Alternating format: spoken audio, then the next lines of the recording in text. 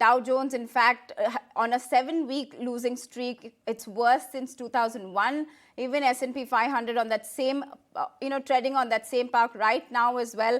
Wall Street, opening in the red, most of the indices. Let's discuss this further. Let me bring in Priya Misra, the head of global rate strategies at TD Securities, to understand how this, how this whole thing is going to play out. Priya, we've seen indices on Wall Street try to make the comeback on Friday, but do you think such kind of a rally is, sustainable, or there's further correction that is expected in the US markets? So I'm still worried, a little nervous here about risk assets because there are growth concerns, and there's a lot of uncertainty around how much the Fed will have to raise rates. We got CPI last week that came in higher than expected. So I think the concern is that the Fed may overdo the tightening. Monetary policy works with a lag, and there's a lot of aspects of inflation that actually the Fed can't control.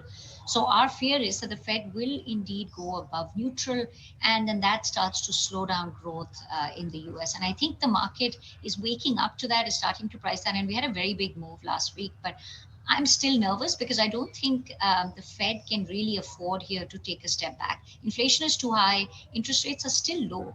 So I'm concerned that risk assets could still struggle until we get some guidance from the Fed that they may be nearing the end of the tightening cycle. And for that, I think inflation needs to start to decelerate, and we haven't yet seen that. So I think we're in for a bit of a choppy ride here.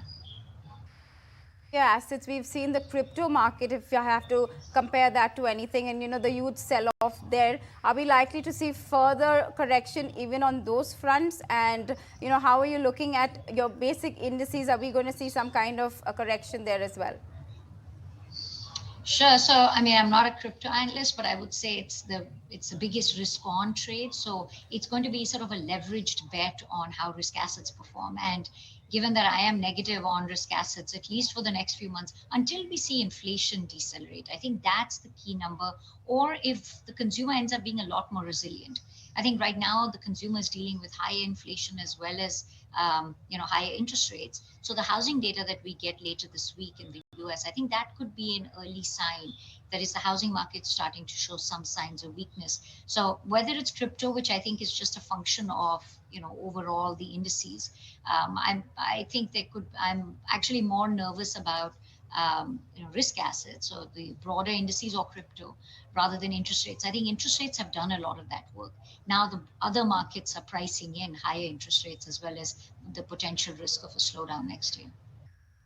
Speak about data on the macro front. We are also expecting the retail sales data this week. A couple of retail earnings also lined up, like Walmart. How do you see, will that give any kind of indication on managing inflation further, and perhaps some kind of indication to the Fed really?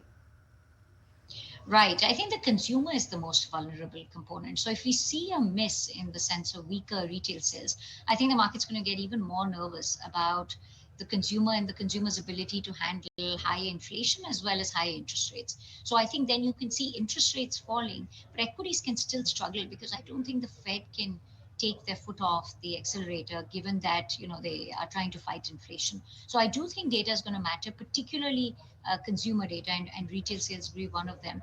I will say our economists are looking for an okay retail sales number and an okay consumer right now because there's a lot of accumulated savings over the last 2 years. There was a lot of fiscal stimulus. It ended up being saved. Savings have also done well. Whatever you invested in the last 2 years have done well.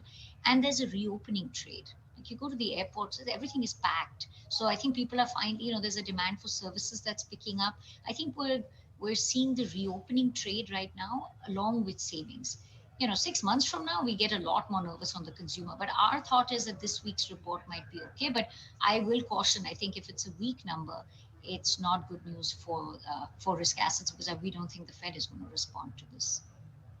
Thank you so much, Priya Misra. They're giving us a perspective on the global markets and what's lined up ahead. Thank you so much for your time, Priya. Moving on then, after that long wait, LIC is finally going to be listed on the exchanges tomorrow. Now, despite the volatile market, the government had gone ahead and went ahead with that IPO, has raised about 20,557 crore rupees by selling that 3.5% stake in the insurer.